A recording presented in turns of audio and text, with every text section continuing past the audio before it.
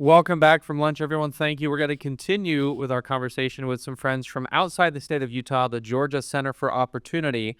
I'll just kind of give a brief introduction, and then we're going to jump right into a very brief, kind of condensed version of a presentation that Eric Randolph will give us. He serves as the Director of Research for the Georgia Center for Opportunity. Also, we're joined by Eric Cockling, who is the Chief Program Officer and General Counsel, and Kelsey Underwood, who's the Vice President of Strategy and Product. So first, we're going to hear from Eric Randolph, just a little bit of some data analysis to help set the stage. I've asked him to do the 5-minute version, but know that there's way more that he can talk to you about with this stuff. And then we'll jump into the panel. So Eric, take it away.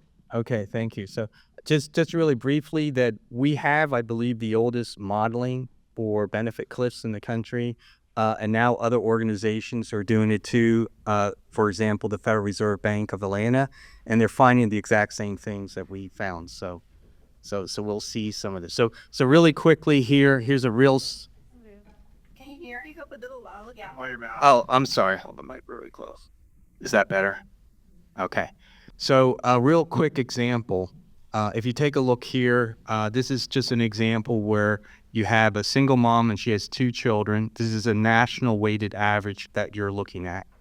And that if she's earning, let's say, $31,000 a year, and that translates to, let's see where it is.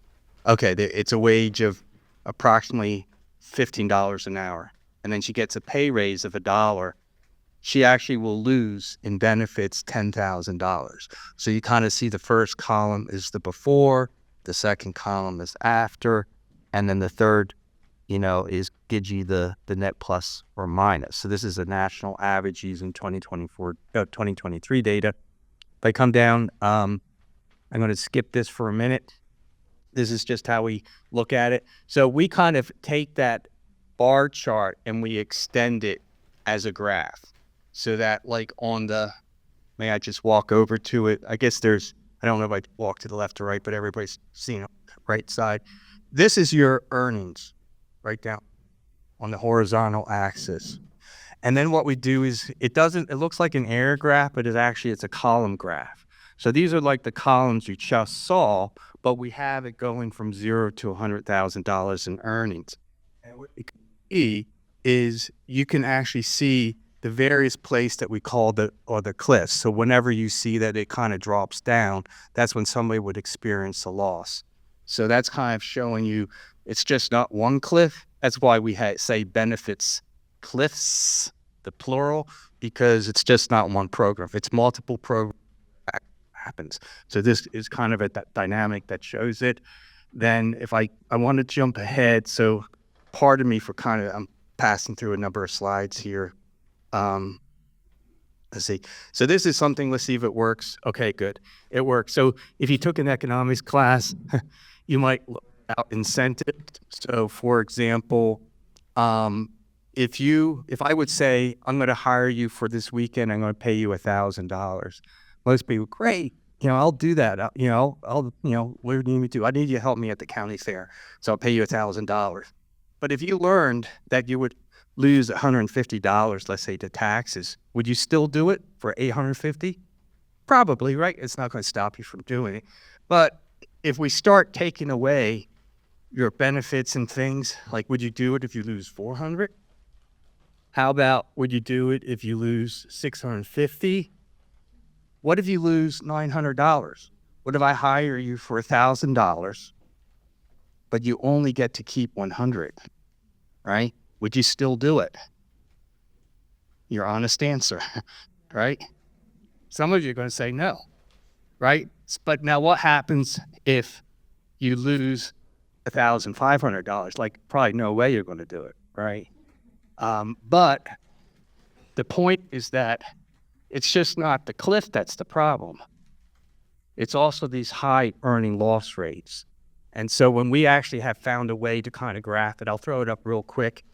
But this is kind of showing the very same thing you just saw. But what we're showing is the very same graphs you saw earlier, except instead of plotting what you receive, we're plotting how much are you losing based on that scale. And so all the or very high earnings loss rates. That's like if you would get $1,000 and you only get to keep 100. So it's not just the cliffs that are the problem. The other problem is the high earnings loss rates that you face over that range. And I just wanted to point that out so that it gives you a fuller picture of the extent of the problem that we're looking at. So that's probably enough for now. All right. Thank you, Eric. Go ahead and come join us, and we'll refer back to Eric's analysis as it comes up organically in conversation. And I want to pinpoint something he said, that one of the charts he put up that was the national. He had a better term for it than a national average. Well, it was a weighted national average. So we that was just particularly weighted against usage. So that means that if you take all the people that use a particular program and you weight it, as opposed to take what each state does and weight it. So the reason I called that out is something we heard about in the last panel, is recognizing that the way things look on the national level and the way they look in various states, including Utah, can be different.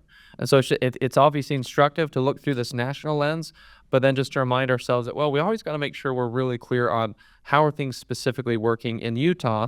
But for our friends from Georgia, they're going to kind of bring that outside Utah perspective, the national perspective. And I really want to start off with asking kind of that global question is how do each of you, how would you articulate this challenge, this benefit cliff or plateau or work disincentive, sensitive to the way we talk about it? Maybe we need to have some more specificity in the way we describe the problem, but how would you articulate this from a national standpoint in other states and then also in Utah? What are the different ways to understand it? You want me to take that? Sure. All right, so a lot of these programs have federal strings attached and certain parameters from the federal government. So the patterns that you see from state to state exist. What happens is there's going to be some changes with some of the programs that basically more the block grants. So the TANF program might have some larger changes, but it turns out not to be a real problem when you're talking about earnings loss rates. The other one is child care is another block grant. So you'll see some major differences with the child care. The food stamp program is going to be pretty much the same for all the states. However, there's a number of things that states have been doing differently across the board that actually changes the outcome a little bit. But the pattern stays the same. Some of the specifics and the way it looks is going to vary, but essentially the pattern you just saw stays the same even for Utah. And I take your question a little bit differently. I mean, I agree with Eric, obviously, but the way I look at it is we have a system that's serving, by some estimates, it's 100 million Americans, right? So fairly close to a third of our population is in this system. So it's massive impact. It's a system that's been around for, not in its entirety, but in some form or fashion, 60 years plus more. And annually we're talking over $1 trillion, depending on, how you estimate that, 1.5, 1.6 trillion dollars. This is not a small thing. The federal government is largely responsible for both the good and the bad in the system, whatever you think of it. And they are largely responsible for the fix. Okay. So all that's kind of baseline for us. That said, there are still things that states can do, and maybe we get into this a little bit later, specifics of it.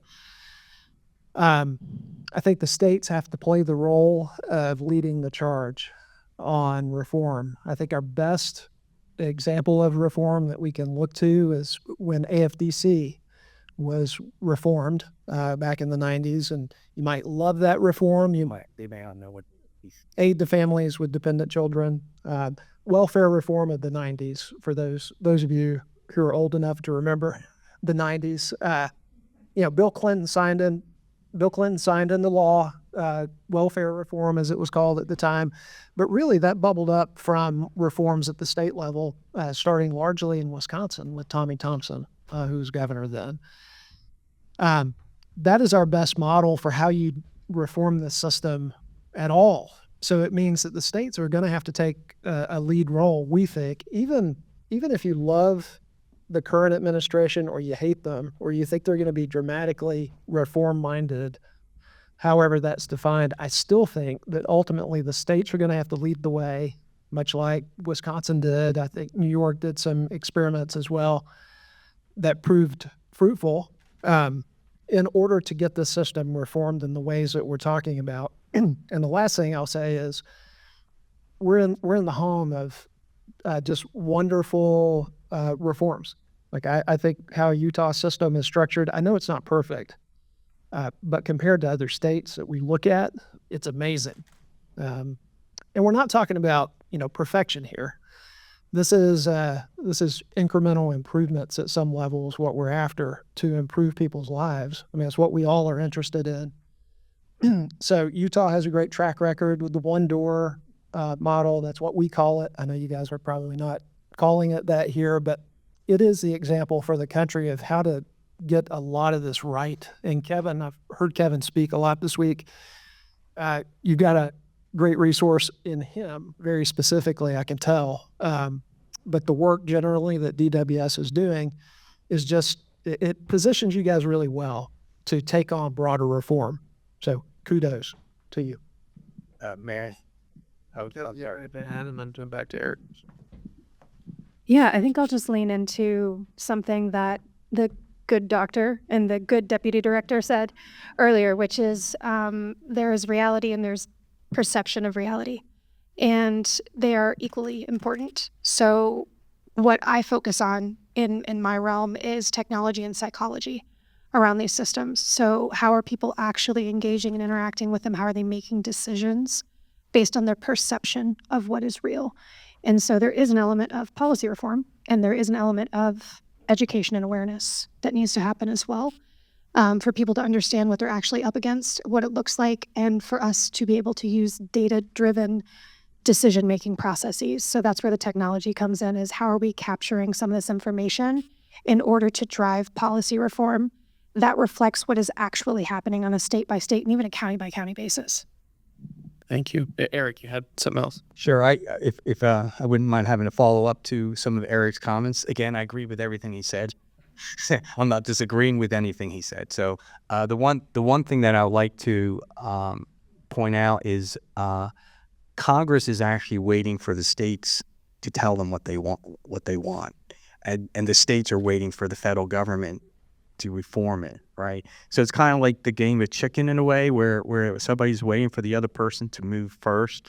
Just yesterday, I was in a session in Washington, D.C., and we had congressional staff talking with various secretaries of, human services and workforce development from across the country. And so just in that discussion, that's very clear. Members of Congress want to know from the states, what is it that you think needs to be done? And they don't necessarily know. They're not on the ground. Members of Congress are not. They don't know what's happening on the ground. And at the same time, a lot of states are sitting around, well, this needs to be fixed by Congress, worrying for Congress to act. So there are demonstration projects available under federal law to, waivers, for example. It's a way that you can revise some of the rules, and you can test to see if something works, and this is available under federal law. And also that there's a number of block grants where states can do things differently. So the example that Eric was giving from the 1990s was an example of a demonstration project. So the state of Wisconsin actually did a demonstration project that then caught the attention of Congress. And then Congress responded by reforming the law at the federal level. So the historic pattern that we've seen is that states come up with a solution through a demonstration project, and then Congress says, "Oh, look, that works," and then they do something about it. So that's kind of what we're seeing with the interest here in Utah. Is Utah could be on the forefront with demonstration projects and come up with a solution that can get the attention of Congress, who they want a solution. They just don't know how to go about getting it, and they're waiting to hear from the states what it might be. Let's lean into a little bit about this again as we're kind of pursuing reforms. And Eric, you mentioned kind of the model in the 90s. I wonder if each of you could talk a little bit about the work of the Georgia Center for Opportunity in particular. What have you all been able to successfully do, either in Georgia or in other states or at the national level, to help bring additional understanding to this issue, to put it in the proper context, to lay the foundation for that reform conversation? Where have you seen successes moving the ball down the field, so to speak? I was going to turn it over to you. Okay. So, I mean, there are a number of things that we've done, some of which I know some of you are familiar with. We have a benefits cliff calculator, benefitscliffs.org. You can get to that. You can use it. So I would encourage you to do that. But the reason we developed that was not to have a platform, an interesting thing where you could see the problem. It was more about trying to understand how systemic the cliffs issue really was. At first, just for the state of Georgia. Now it's expanded to 13 states, mostly in the South, but we do have Utah, Missouri, West Virginia are part of it as well. We have primarily used that as an advocacy tool to go out to states, talk to agency leaders, to legislative leaders and others, to promote the idea first that there's a problem and, to be able to show it in a concrete way that they believe, but then to try to sort of get into, well, what would be the first steps for reform? I won't repeat what Eric talked about, but there are waivers and things that states can go after to start the process for reform. Without going into, excruciating detail about all that we've done over the last 8 or 9 years on this, just to say that we feel like what's happened is that the conversation has changed dramatically on the issue of benefits cliffs, both at the federal and the state level. We're in lots of states. We've given testimony all across the country. These guys have as well, to legislative leaders, to agency heads, to your nonprofit service providers. And the thing that comes out every time, even though it's anecdotal, is that everybody sees this happening at some level. They see it. They have clients that are dealing with it as we speak. So we know that it's not purely anecdotal. All of that effort, I would say, has led to just a different kind of conversation where the problem is acknowledged. The complexity is clear. Nobody's saying it's easy to fix. But what's come from the acknowledgement of the issue is, I think, a groundswell. I mean, you're in this room for a reason. A groundswell that reform needs to happen. If we're truly interested in moving people from dependency to self-sufficiency in any meaningful way, ultimately. So that's my sort of take on progress so far. No Chelsea. notes. Go ahead. Well, I was just saying that you mentioned earlier kind of the intersection of technology and psychology. Can you talk a little bit more about that? And again, what has the Georgia Center for Opportunities been approached? What has their approach been, kind of using those lenses to help advance this issue in a way that's been successful? Yeah, I think, there's the quote, I'm going to butcher this, but a problem well understood is half solved or something like that. Something along those lines. Yeah, thank you. I do my best.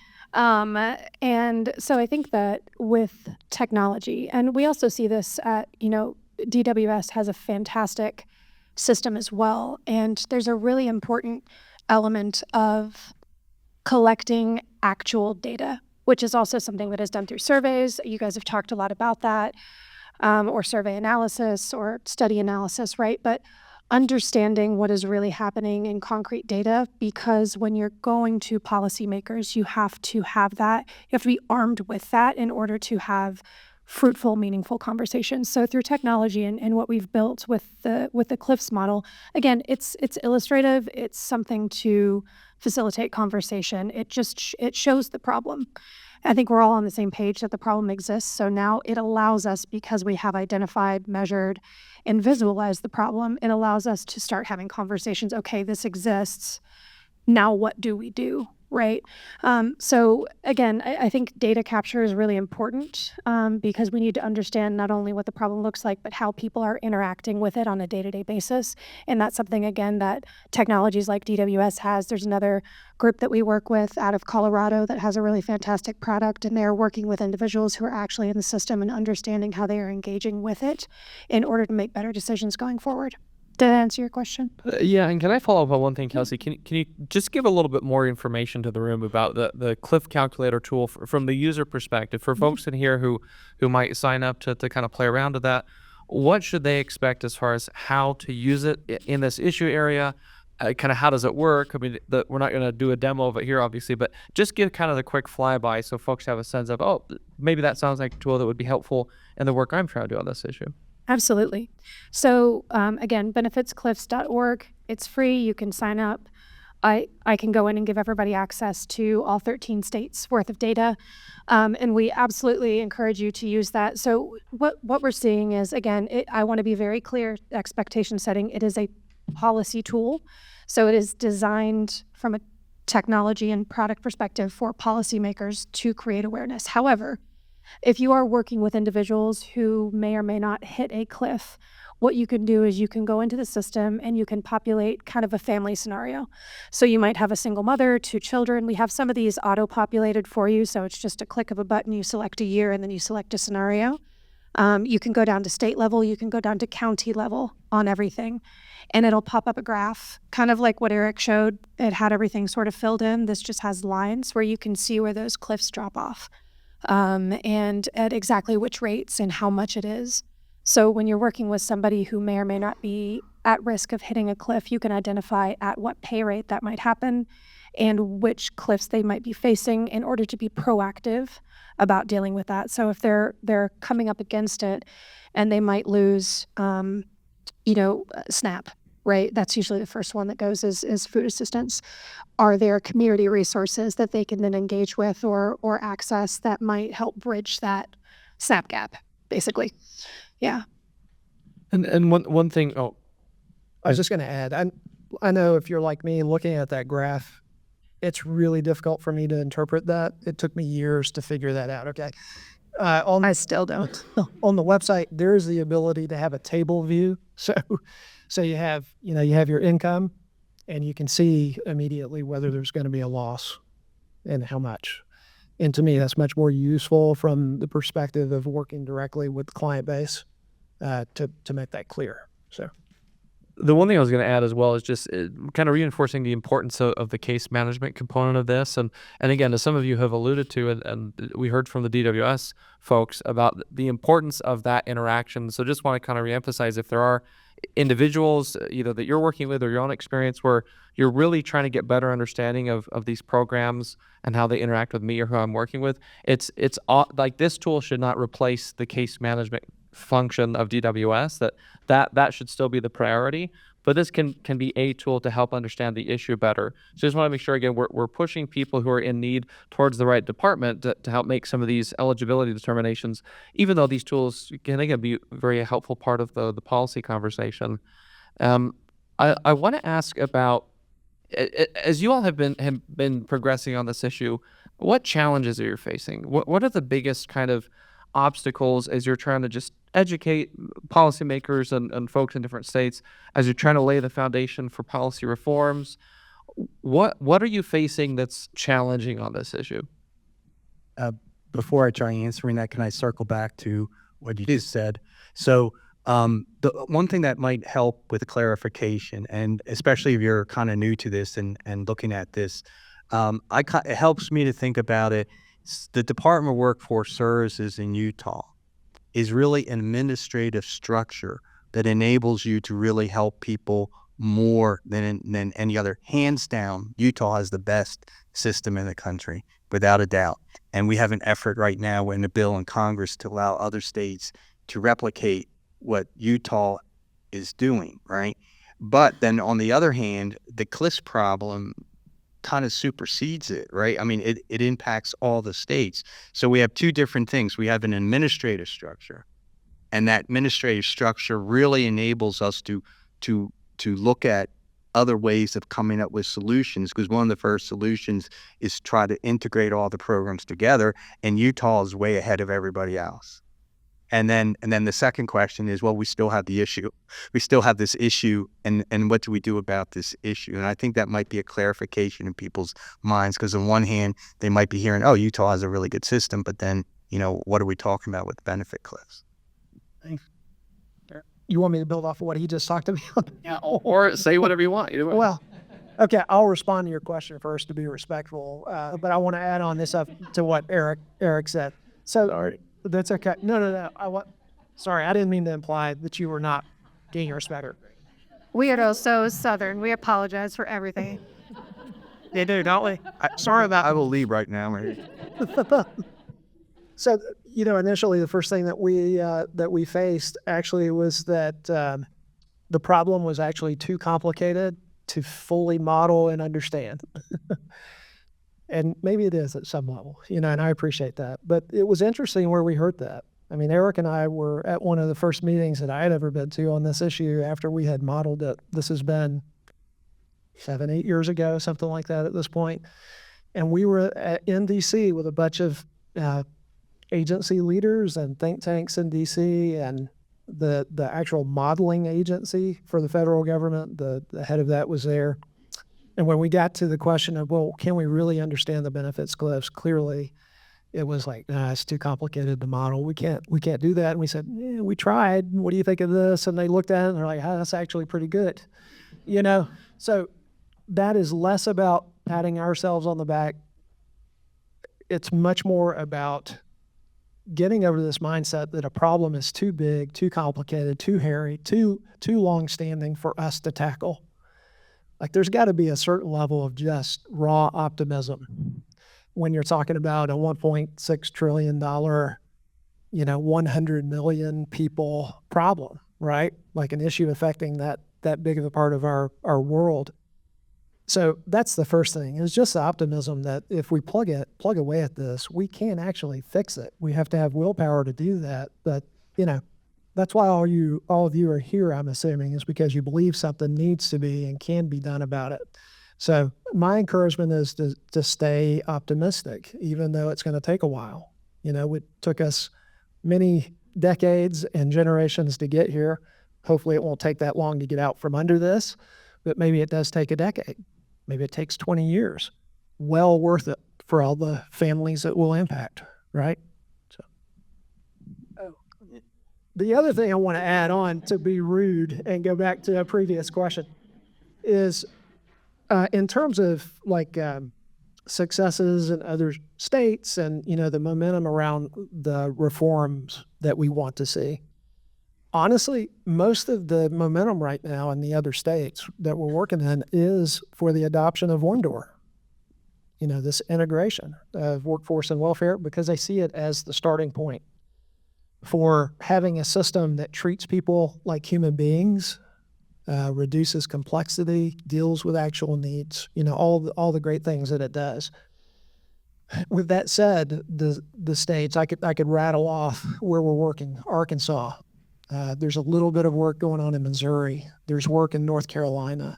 Louisiana is probably the lead state at the moment, behind you guys in terms of just reform-mindedness. There seems to be a whole of government interest in Louisiana to fix not only the one-door issue that they have, but also the cliffs. And so they are all about it right now. They have a new governor, and he's very reform-minded, and he's freed up his folks to go for it. So if you want to see some encouraging results, I think Louisiana will be first. But there's interest all over. South Carolina, we're talking to the Senate president there. He's very much on board for wanting to do something.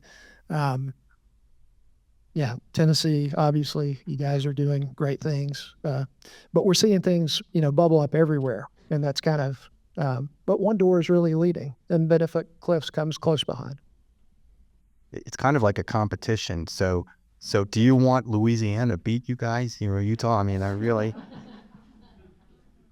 No, we want to win, obviously, but I do want to ask. I want to get back to positive reforms, but as you've seen other states, the ones that have started to try and tackle benefits cliffs specifically, have you seen anything come up that doesn't look successful? That as we're kind of looking around the nation, are there any things that you would suggest? Well, this may not actually be a good model for Utah or other states to consider.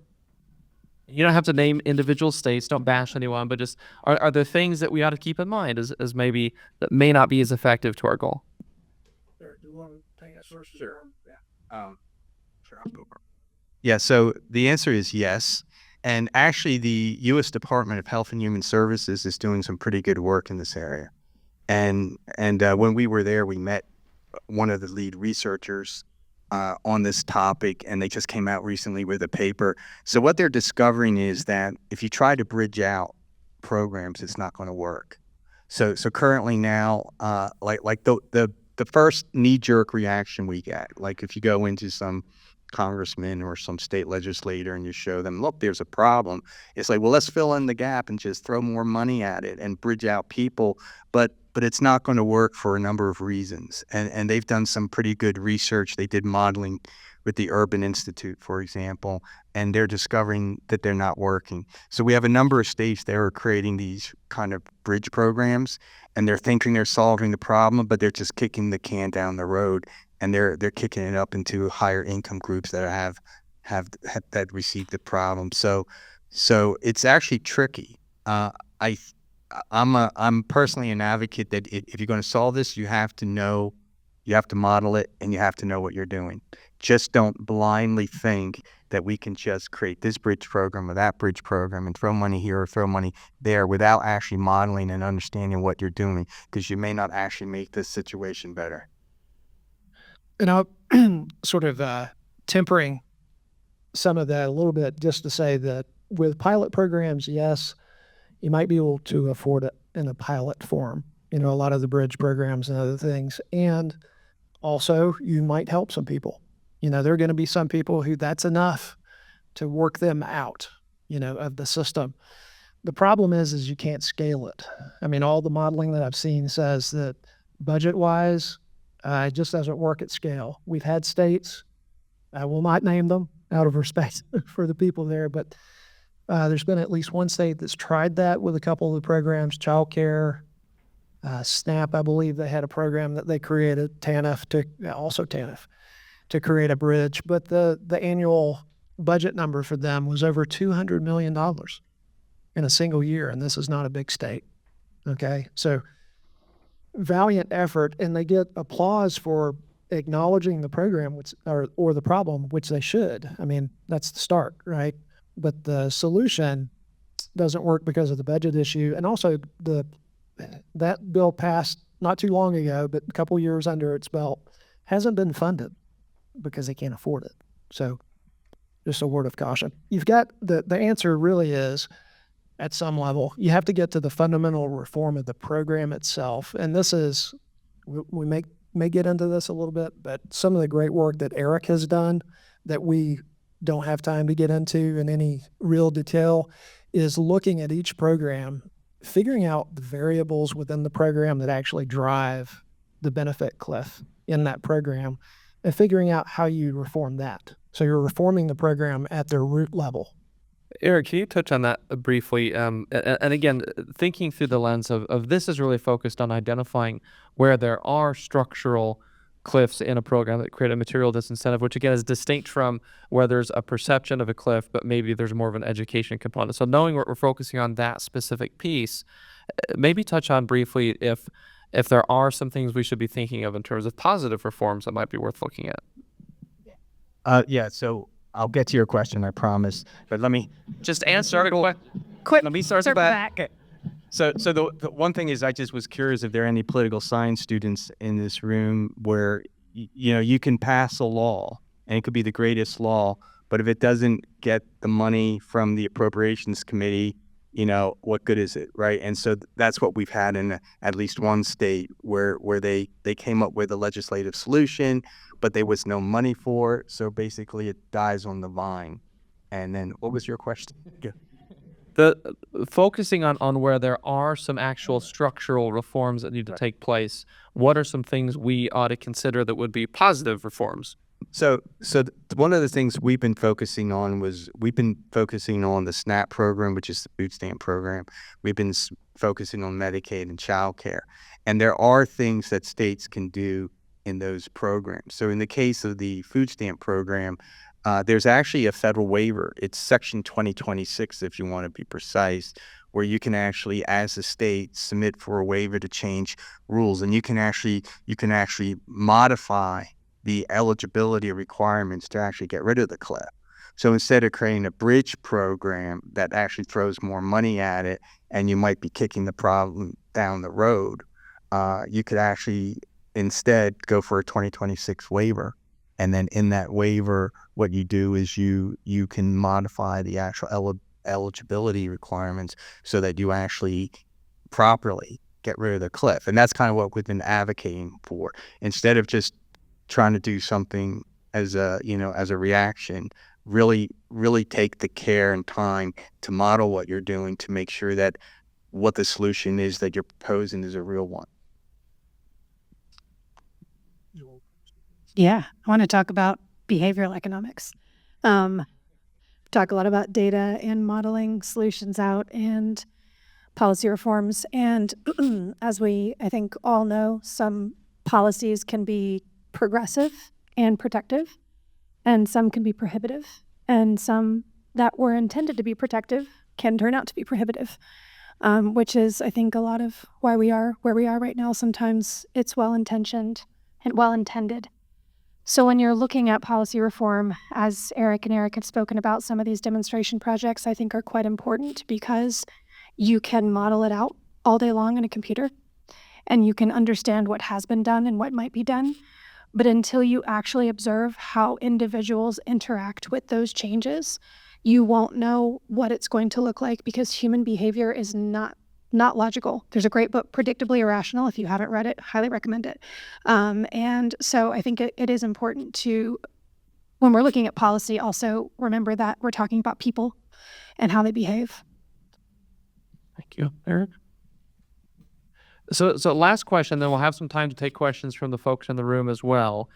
This is kind of call it an elevator pitch question, a magic wand question, but here's a hypothetical. Imagine the president-elect and congressional leadership walk into the room. Right behind them are Utah's governor and Utah's legislative leadership. They walk into the room and they say, hey, we've been listening. You guys are super great. What should we do on this? What's the one thing that we should focus on in 2025? We've got just a few seconds. Tell us the one big thing we should do in 2025 to address this. Clarifying question. Just in Utah or in general?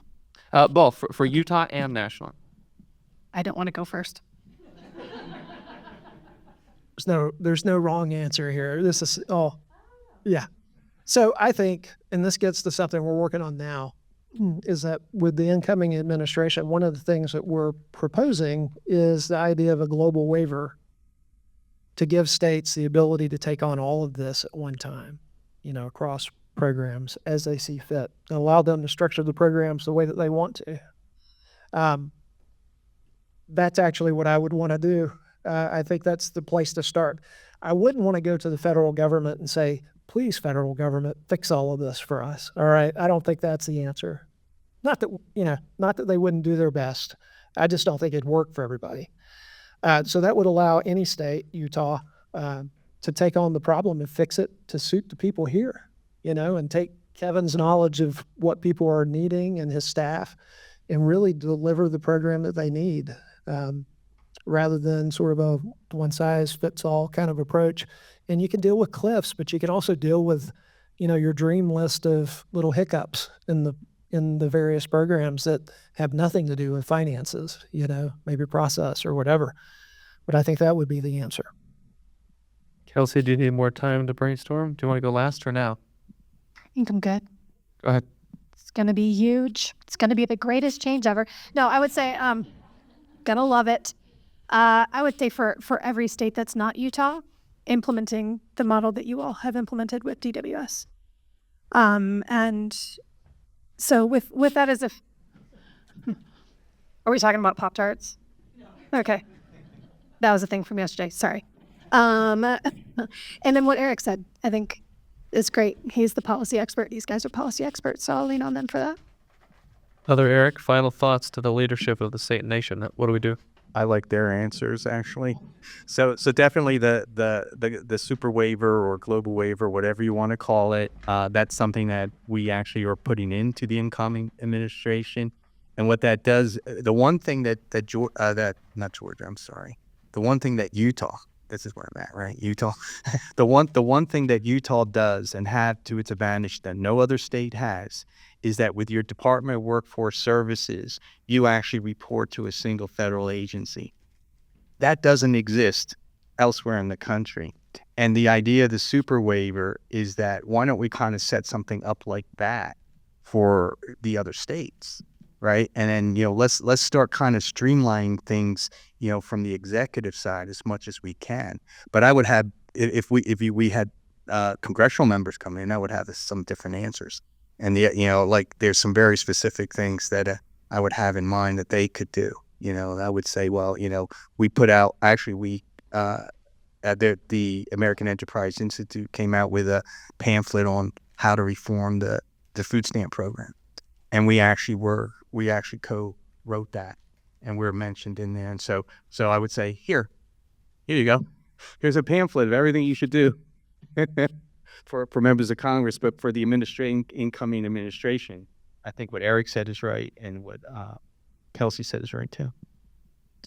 Thank you to each of you. We have a few minutes to take questions from the group. Again, try and have your question be very brief and a specific question, so it's easy for us to repeat for the recording and to give lots of time for folks to engage. So based on this, what questions do you have on your mind from our friends out in Georgia? Please. So you kind of talked about things that work or don't work, and one thing that I've, since joining the MAC, that I've been kind of curious about and asked some other states about is our employer-sponsored insurance requirement on our Medicaid expansion population. So basically, if you're in the Medicaid expansion population, you have a requirement to actually enroll in your employer-sponsored plan if it meets certain affordability requirements and doesn't have certain abortion coverage.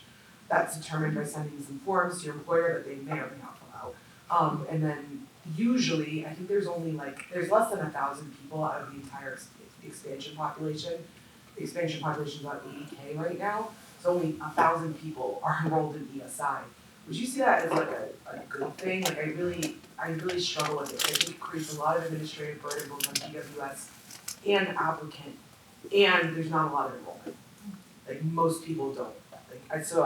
Maybe it's like this first thing you're hearing about it, but something that's like really bugs me, I guess. That's okay. Sure. Pass it. Good question. So this sounds to me like another session that we could have, that we could actually explore that further.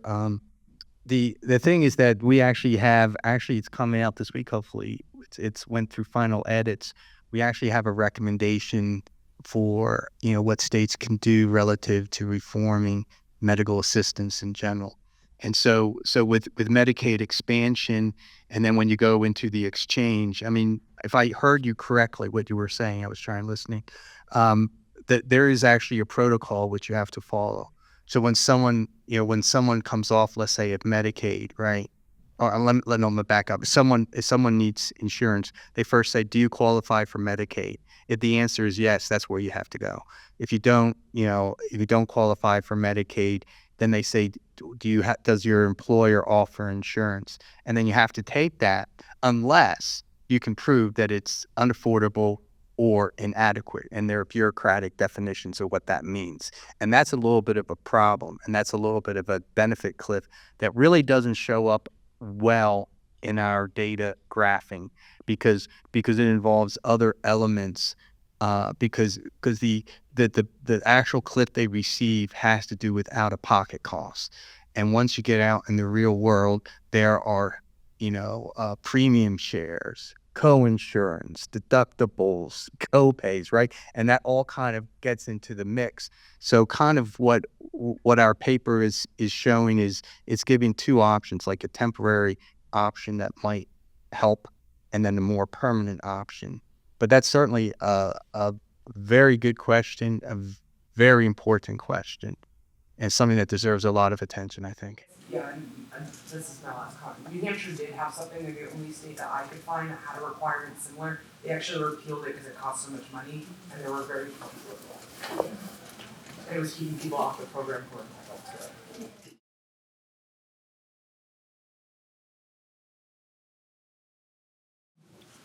So my question's about what happened to the conversation around UBI, Universal Basic Income. It seems like a decade ago, per the welfare reform in the 90s, we shifted most of the money that we support the poor with into these federal transfer payments. It's pretty successful. It seems like that pendulum's shifted back and nobody kind of knows what to do between provision of goods and services, the lower income, versus transferring money to them and letting them take care of their own interests. Where do you see the state of that debate in the reform today, and are we adequately investigating that? Where's the state of the universal basic income debate in this context? Who wants to jump on that? I mean, to the extent I've researched this, which is not a great deal, I'll just share with you what I think is going on. UBI is mostly talked about in Canada, as far as I know, in this sphere of the world. The U.S. has not addressed that, I mean, in any significant way ever, as far as I can tell.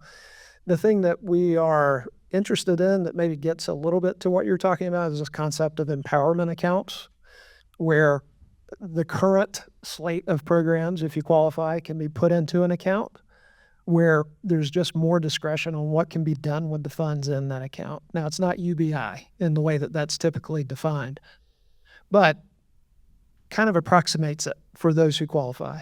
And the flexibility that it gives, we think is important. Could be very useful for somebody to fill the needs that they actually have versus having pools of funds that maybe don't serve the actual need that they have at the moment. I can see Kevin's wheels turning, so he's probably like, oh my God, how does that even factor? But a lot of things have to be figured out with something like that. That's creating a brand new system. So I think we're a long way away from that. My sense is there's almost zero appetite for a true UBI discussion in this country. So the other thing too is that in the end of the 1960s and the early 1970s, there were income maintenance experiments, and you can actually go to the website of HHS, the Health and Human Services, and you actually can pull down the information on that. And what they were trying to find was that if you actually provide benefits for somebody, there is kind of what they call like the income leisure effect, where as you give someone enough income, they're going to trade off for leisure, which is a normal economic, behavioral response. And so these income maintenance experiments were very large, and what they concluded is that the economic theory is true, that in fact happens. So that's why you find, for example, in a lot of the programs in the United States that have developed since like the 70s, there's always like work requirements. So you take a look at SNAP, there's actually a general work requirement. You take a look at TAMIT, there's a work requirement. The Earned Income Tax Credit, there's a work requirement. And a lot of this has to do with some of the experimental results that came out from the late 60s and 1970s. So the one thing is that if you want to design a universal basic income, what are you going to do about that effect? What are you going to do about the leisure income effect? And if you don't have any way of addressing it, I don't think it's going to work. And it's probably with the Congress we have now and with the administration we have incoming, I'm not seeing that they would actually entertain it at all. We have time for one last question. Catherine and Mary Beth, do you guys want to rock, paper, scissors? Please, Mary Beth, go. Well, I appreciated you mentioned Utah's open one door as a great model. We're doing that now. So I'm wondering, when you suggested that the new administration's focus should be on the super waiver, what makes you think that's going to make any difference when this one door entry is open to everyone right now anyway, but they're not doing it? What does the super waiver do if we already have one door in Utah, in other words, right?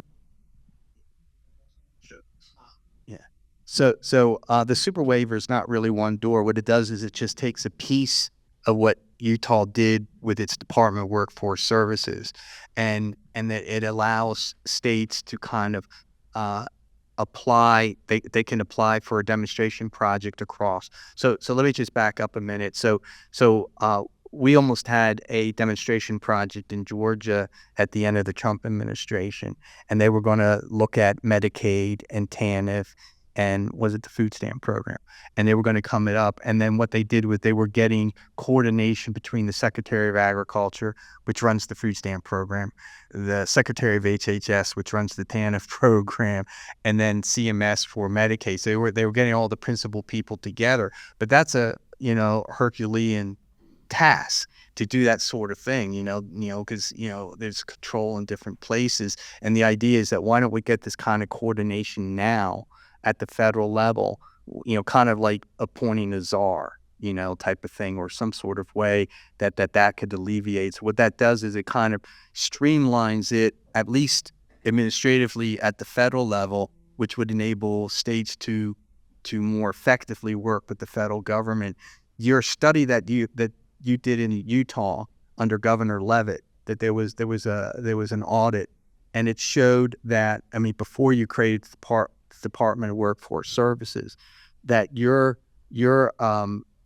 state employees that were actually administering the programs, the workforce services and human services, they were spending more than half their time on red tape, learning what the rules are, learning what the programs are, what are all the different reporting requirements. And that's what came out in that audit, which made Governor Levitt say, we have to do something. And the state legislature agreed with him.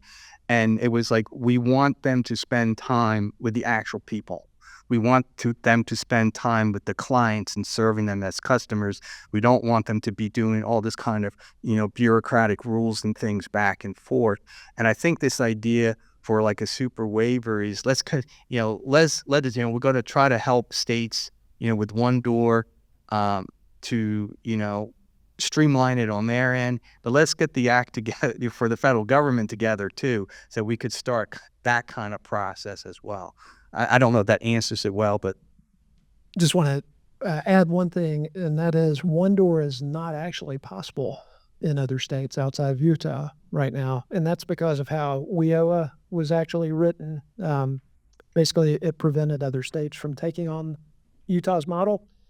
So we do have a bill moving in Congress right now, the WIOA reauthorization bill, that has a provision in it to allow additional states to take on one door. It limits it to a handful of states starting out, expands it to a couple dozen, later.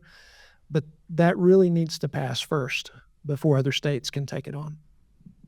And the reason that is that when they passed the WIO law, which is the Workforce and Innovation Act, they grandfathered Utah into the federal law, allowing Utah to do it differently than all the other states.